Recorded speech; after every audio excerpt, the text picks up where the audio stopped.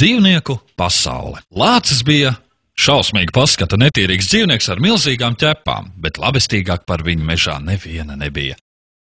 Bet zvēri redzēja tikai viņa izskatu, par ko lācis šausmīgi dusmojās, viņš ķēra viņus un spārdīja ar kājām. Par to zvēri viņu nemīlēja, kaut arī viņš bija ļoti labsirdīgs un jautrs. Viņam patika jokot. Šo joku dēļ zvēri viņu neieredzēja un sita. Jā, grūti būt labestīgam un jautram. Vilks arī bija šausmīgs un netīrīgs, un vēl viņš bija ļauns un nevīžīgs, bet zvēri viņu neienīda un nesita, tāpēc, ka vilks nomira vēl maziņš būdams. Tāpēc, ka lācis piedzima agrāk, pirms vilka. Jā, labi, ka labais uzvar ļauno. Zaķis arī bija ļauns un cietsirdīgs un netīrīgs un bailīgs. Nelietības zaķim gan neviens netaisīja, tāpēc, ka baidījās. Vienalga viņu regulāri sita, tāpēc, ka ļaunums nedrīkst palikt nesodīts. Un dzenis bija ļauns un cietsirdīgs. Zvērs viņš nesita tāpēc, ka viņam nebija roku. Viņš izgāza dusmas uz kokiem. Viņu nesita, nevarēja aizsniegt. Viņu nobeidz nogāzies koks, runāja, ka tā esot bijusi atriebība. Pēc šī gadījuma veselu mēnesi zvēri baidījās čurāt uz kokiem. Viņi čurāja uz zaķa. Zaķis augstējās un nomira.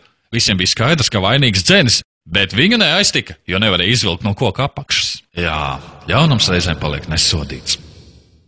Kurmītis bija maziņš un akls. Viņš nebija ļauns. Viņš vienkārši labi darīja savu darbu. Viņš bija tas, kurš raka zem tā koka, kurš vēlāk nosita dzeni, bet par to neviens neuzzināja, un tāpēc viņa arī nepiekāva. Kurmi vispār sita reti, biežāk baidīja, bet viņu nobiedēt bija grūti, jo viņš bija akls un neredzēja, ka viņu baida. Kad neizdevās kurmi nobiedēt, zvēri dusmojās un sita lāci, tāpēc, ka bija niknums. Vienreiz arī lācis gribēja nobiedēt kurmi, bet kurmis nenobijās, jo lācis bija viņu nositis. Netīšām. Vienkārši lācis bija ļoti neveikls, zvēri par to viņu pamatīgi piekāva, kaut arī lācis atzinās, ka ir tikai pajokojis. Slikti, ja tavus jokus nesaprot. Lapsa bija ļoti viltīga. Viņa varēja jebkuru apmuļķot. Kad viņai tas izdevās, viņa nesita, bet reizēm viņai neveicās, un tad viņu sita gan. Sita visi meža iemītnieki, un šādos gadījumos viņa nevarēja nevienu apmānīt. Grūti mānīties, kad tevi sita. Vienreiz viņa sasita līdz nāvei, meliem īsas kājas. Kuilis bija liels, spēcīgs un briesmīgs, no viņa baidījās. Tāpēc viņa sita tikai barā, kad bija visi kopā pret viņu vienu, vai arī vienkārši meta viņam ar akmeņiem. Kuilim tas ļoti nepatika. Tāpēc viņš vienu nakti visus akmeņus mežā noslēpa. Par to viņa mežonīgi piekāva. Vairāk kuilis akmeņus neslēpa. Patiesība vēsta nenēsā akmeni azotē. Āzis nebija ne labs, ne ļauns. Viņš vienkārši bija āzis, viņš blēja. Un viņam baidījās sist, bet ar savu blēšanu viņš visiem apnika. Tāpēc viņu nosita. Jo citādi viņš būtu nodzīvojis līdz sirmam vecumam. Varbūt. Kad āzis nomira, lācis stipri raudāja, tāpēc, ka klusībā mīlēja āzi. Mīlestība ir akla. Kā kurmis. Ezītis bija mazs un ass, viņš durstījās, viņš nebija ļauns, tāda bija viņa daba. Tāpēc viņam sita pa vēderu. Ezītim tas nepatika un viņš noskuva savas ādatiņas, pēc tam viņš sita tāpat kā visus pārējos. Grūti būt tādam kā visi.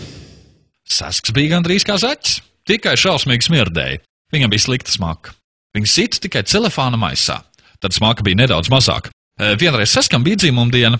Viņš saicināja visus zvērus, jo bija skops un gribēja ļoti daudz dāvanu. Zvēri viņam uzdāvināja jaunu celofāna maisu un šausmīgi piekāva.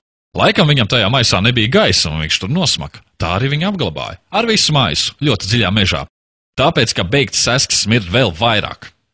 Atnāca ļoti dziļā meža zvēru un visus ļoti stipri piekāva. Viņam nepatika beigts Sasks smaka. Ar kaimiņiem jādzīvo mierā un saticībā. Kāmis bija ļoti skops un bagāts. Ja viņš ar savu bagātību dalītos, varbūt viņu nesistu tik stipri, bet viņš bija tik ļoti skops, un par to viņu briesmīgi sita. Un šā kā tā viņam nācās dalīties, un viņš šausmīgi raudāja. Bagātie arī raud. Lauva bija zvēru karalis, viņš valdīja mežā. Karaļus sist nav brīvu, tāds ir likums. Bet zvēru likums sen bija aizmirsuši. Zvēri sita lauvu. Tā vienkārši tāpat vien, ne par ko. Vienkārši tā šajā mežā bija pieņemts.